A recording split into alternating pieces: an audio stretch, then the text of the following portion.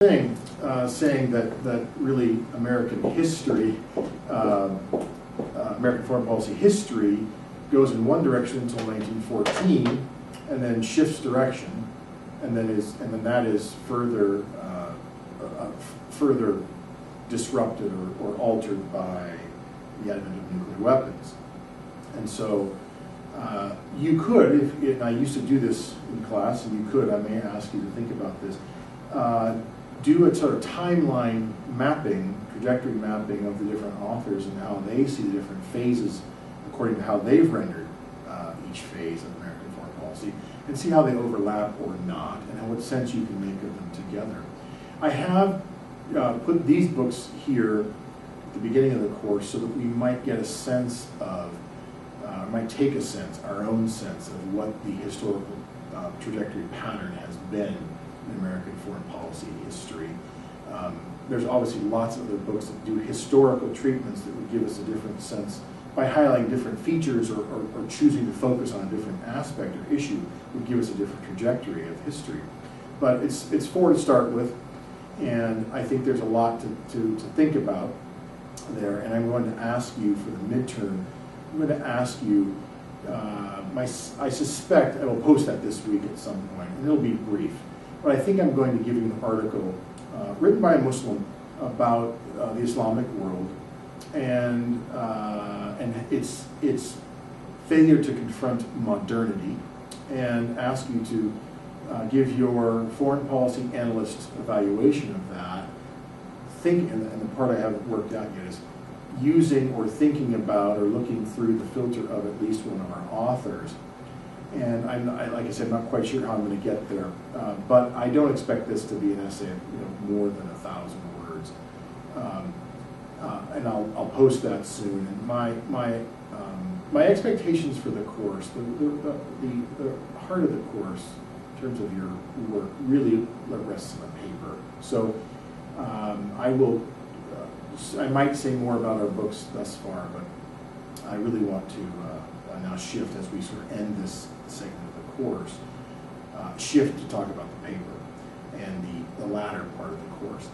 The books in the remainder of the course are more theoretical, and they don't address foreign policy necessarily directly, but they have very serious implications for foreign policy. And I think I'll post some short video discussion of those as we read them. But so wait for that. The paper, let me say a couple of things. Again, I hope you've read the short document I put on my site, and I hope that that's some help.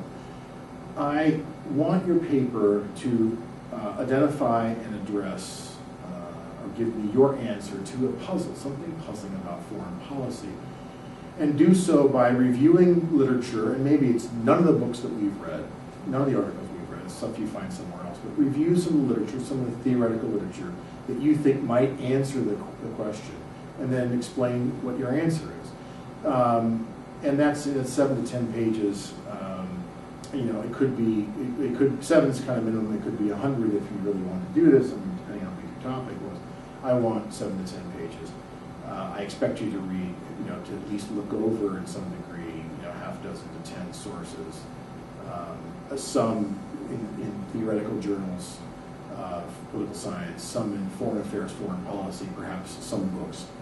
And so you need to know something about a topic and figure out what you think is worth puzzling over, worth explaining. And some of the puzzles are bigger than others, but the puzzle you identify needs to have an answer. And it's not that it hasn't been answered before, or that there aren't many answers that have been offered before, but you're doing an exercise and showing that can identify a puzzle and think through some of the theoretical responses, and then tell me what you think the answer is. It can be small. I don't know if it's a paper-worthy puzzle, but just this morning on the way in, I listened to a discussion of the fact that it was the director of national intelligence who went to North Korea to get the 2 hostages freed. It was our top spy, in other words. It wasn't Jimmy Carter, as it sometimes is, or even our official State Department diplomatic representatives. And what does this imply? The discussion that went on, this was on Morning Edition on NPR. Discussion went on about whether the implications for future developments in North Korea with respect to U.S. relations. We've made these overtures to Iran. Is this similar? We're doing something similar in North Korea, sort of teasing out some of the implications of that. That's foreign policy analysis. That puzzle about why Clapper went instead of Kerry may or may not be enough to really work with, and may or may not be enough to do more than sort of armchair historian kind of analysis. I don't know. Bigger puzzles that probably require more than 10 pages, as I think I've said. Why does NATO persist after the group that we constructed NATO to confront? We built NATO to confront the Soviet Union. Soviet Union's gone away, but NATO's stuck around. Why is that? And there are many answers, by the way, and I'm not expecting you to deal with all of them. I expect you to perhaps give what you think is the most powerful, what you do the most interesting. We used to speak of the axis of evil, 3 countries that we didn't like because of their bad behavior, and we named them as similarly bad rogue regimes who are seeking nuclear weapons, and yet we treated all 3 of them quite differently. That seems puzzling. These three are evil in the same way, which is debatable, obviously, and yet we respond. We give one free food, and we give the other we attack, and the other we try to isolate the whole community. So there's a puzzle. Well, why the difference? There's a puzzle. Why does North Korea stick around so long when it is in fact so isolated? The short answer: China has a lot to do with that. So. And maybe the presence of a nuclear weapon or 2 has something to do with that. So there's lots of potential answers, but find something that strikes you as interesting and puzzling, and that can be anything. It's not a foreign policy issue, but I remember the strangest. I was doing a security class, an undergraduate security class, and I said you could name anything as a security issue, and the man chose a fish disease that was killing fish in Montana rivers that was hurting their economic security because it was hurting the tourism industry. Okay, what were the organizational and economic business responses to this economic security issue? Okay, that's fine. You will need to ask some what questions first. What's happening? Where was this? Who was it? When was it? Until you start knowing enough about it, you'll ask those what questions until you realize, hey, there's something that needs to be explained here. It can be over a place, a location. I'd like to do the paper on the Spratly Islands. What's happening and why? It can be over in issues. We'd like to do environmental issues, and that's fine. There's a lot from Homer Dixon on that. Of course, want to be about traditional security issues and military interventions, and that's all fine. But you need to find something that allows you to go beyond describing some situation. I can read descriptions in the news, and I don't want that. And you want to be able to do deeper than that. A nice and easy way to find puzzling things is to do comparisons.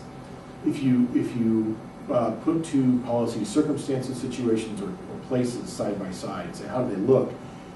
You look at Iraq and Afghanistan and say, okay, how do these look in comparison? And why are we behaving this way here, and it's a little bit different there, and then you find something puzzling. And I'm not to say that it shouldn't be this way. We should be exactly the same everywhere. I don't mean that. I mean you find something that's worth examining, and then examine that. And a comparative situation can often make that a lot easier. So I hope that this gives you some sense of where to go. Logistically or organizationally, I don't have a view to how you cite your paper. I don't care whether it's MLA or see, there you go. I don't even know all of them because I don't really care. I care that it's consistent. If you use in-text citations with endnotes, that's fine. If you use numbering footnotes, and they're at the bottom of the page, that's fine. If you do numbering and endnotes at the end of the paper, that's fine too, as long as it's consistent and it's done correctly. You feel free to use Noodlebib or something like that allows you to put your bibliography material in one file and then just use it as you need throughout the paper. That's fine with me. So don't feel constrained by some need to make sure that the staples, 1 inch from the top left and a 1/2 inch from the side, and 45-degree angle because that makes flipping the pages over easier. While it does, I don't really care. I had a professor once who demanded that, so that's why I point that out. I'm not worried about that because you're going to be sending it to me electronically. So please get to work on that and ask me what's happening with your paper. Send me drafts, and in particular, I'll be looking for what's the puzzle that you're working with, and then we'll go from there. I hope this has been helpful, and if not, then don't watch it. But you've already watched, so sorry. I'll give it another one soon. Like I said, I think we'll talk about the new books as we encounter them. So I hope you're enjoying the course. Keep doing good work.